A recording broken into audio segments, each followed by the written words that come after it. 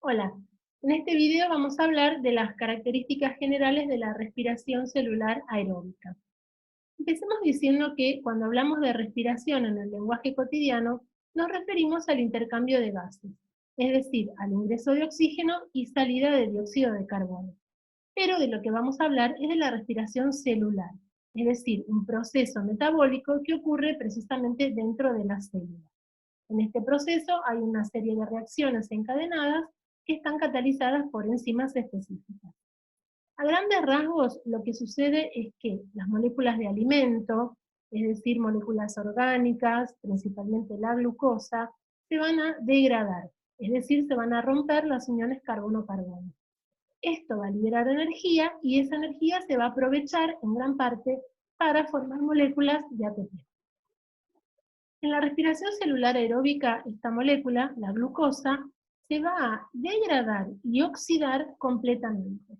Esto significa que se van a romper todas las uniones carbono-carbono y que va a perder todos los átomos de hidrógeno. Esto va a ocurrir únicamente en presencia de oxígeno. El oxígeno que inspiramos en la respiración es justamente el sustrato en este proceso. Y se va a producir como producto dióxido de carbono y agua. El dióxido de carbono que exhalamos es justamente el producto de este proceso.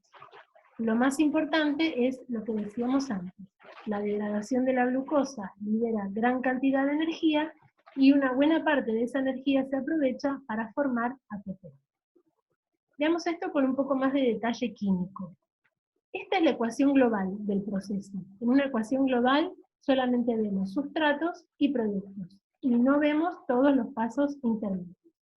Acá tenemos una molécula de glucosa, sustrato, 6 moléculas de oxígeno, sustrato, que se van a transformar en 6 moléculas de dióxido de carbono, producto, y 6 moléculas de agua, que es el otro producto. Acá está faltando la liberación de energía y la formación de ATP. 36 moléculas de ADP y 36 fosfatos son sustrato, y se forma como producto final, y más importante, 36 moléculas de ATP. Detengámonos en este dibujo de la glucosa. Acá tenemos los 6 átomos de carbono unidos entre sí. Esos átomos de carbono van a quedar al final del proceso separados entre sí en 6 moléculas de dióxido de carbono. Por otra parte, acá tenemos chiquititos todos los átomos de hidrógeno de la glucosa. Esos átomos de hidrógeno que los va a perder van a quedar finalmente en moléculas de agua. Esta es otra manera de representar lo mismo. Una molécula de glucosa, 6 de oxígeno, 36 de ADP, 36 fosfatos, con todos los sustratos, se van a transformar y van a quedar convertidos al final del proceso en 6 moléculas de dióxido de carbono, 6 de agua y 36 de ATP. Antes de seguir, ya están en condiciones de responder esta pregunta, de acuerdo a lo que estuvieron viendo en estos días. ¿Cómo clasifican al proceso según la materia y según la energía? Pasemos a hablar ahora de la oxidación. Decimos que la respiración celular aeróbica es un proceso de oxidorreducción, es decir, hay moléculas que se oxidan, pierden hidrógenos, y hay moléculas que se reducen, ganan hidrógenos. La glucosa, a lo largo de este proceso, se va a degradar y se va a oxidar hasta convertirse en dióxido de carbono. Todos estos hidrógenos que tiene originalmente la glucosa los va a ceder, por eso decimos que la glucosa se oxida. Al final del proceso, 6 moléculas de oxígeno van a tomar esos hidrógenos y se van a convertir en agua. Por eso decimos que el oxígeno se va a reducir. Pero estos átomos de hidrógeno no pasan directamente de acá a acá, sino que en este proceso interviene una molécula intermediaria, que es el NAD. Esta molécula es capaz de tomar estos hidrógenos de manera temporal y luego cederlos. Es decir, que pasa del estado oxidado al estado reducido y después vuelve a estar oxidada. Por eso decimos que el NAD funciona como intermediario de oxidorreducción. ¿Quiénes respiran aeróbicamente? Los animales, las plantas, los hongos, los protozoos, las algas, y gran cantidad de bacterias. La mayor parte de las especies de bacterias son aerobias, igual que el resto de los seres vivos. Por eso podemos decir que casi todos los seres vivos llevan a cabo este proceso.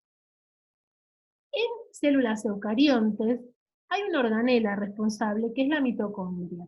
Veamos cómo es una mitocondria. Acá tenemos un esquema en el que vemos que tiene una membrana externa, que es lisa, y una membrana interna que presenta pliegues, también llamados crestas. El medio interno de la mitocondria se llama matriz. Acá vemos una fotografía al microscopio electrónico de una mitocondria de verdad. Para estudiar la respiración podemos dividirla en 3 etapas. La primera etapa se llama glucólisis, que quiere decir justamente ruptura de la glucosa. En realidad, en esta etapa la glucosa se va a degradar parcialmente y se va a obtener como producto moléculas de ácido pirúvico. La segunda etapa se llama descarboxilación del ácido pirúvico y ciclo de Krebs. En esta etapa va a continuar la degradación de tal forma que al final de todo, de las 2 primeras etapas, se van a obtener los 6 dióxidos de carbono productos de este proceso.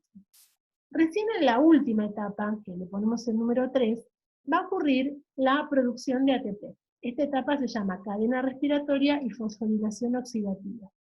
La cadena es un conjunto de proteínas que están una al lado de la otra, formando como si fueran eslabones de una cadena, y por eso requieren de una membrana, para poder estar justamente una al lado de la otra. En esta etapa va a ocurrir, como decíamos, la producción de ATP, que es justamente la fosforilación oxidativa. Veamos dónde ocurren estas etapas en una célula eucarionte. Acá tenemos un esquema de una célula y de una mitocondria. La primera etapa, la glucólisis, ocurre fuera de la mitocondria, en el citoplasma. Allí hay enzimas que degradan la glucosa parcialmente hasta convertirla en ácido pirúvico. Una vez que se obtienen estas moléculas de ácido pirúvico, ellas van a ingresar a la mitocondria y el proceso va a continuar allí, en la matriz mitocondrial. En la matriz están las enzimas encargadas de la segunda etapa, en la cual se va a completar la degradación y se va a obtener dióxido de carbono. ¿Qué ocurre con esas moléculas de dióxido de carbono? Bueno, es un gas y es un desecho. Por lo tanto, ese dióxido de carbono va a difundir libremente y es el que exhalamos en una respiración normal. Por otra parte, las moléculas de oxígeno, que son sustrato del proceso, van a cumplir su función al final de todo en la cadena respiratoria. Allí van a tomar hidrógenos y se van a convertir en moléculas de agua. Al mismo tiempo que ocurre esto, va a ocurrir una reacción de formación de ATP, llamada fosforilación oxidativa, a cargo de una enzima llamada ATP sintetasa, que está en la membrana interna de la mitocondria, junto con esos intermediarios que mencionábamos antes que forman la cadena. Es decir, que la tercera etapa ocurre en la membrana interna de la mitocondria, en esas crestas mitocondriales. Bueno, en otro video vamos a hablar un poquito más de las etapas, ahora es un buen momento para tomarnos un respiro.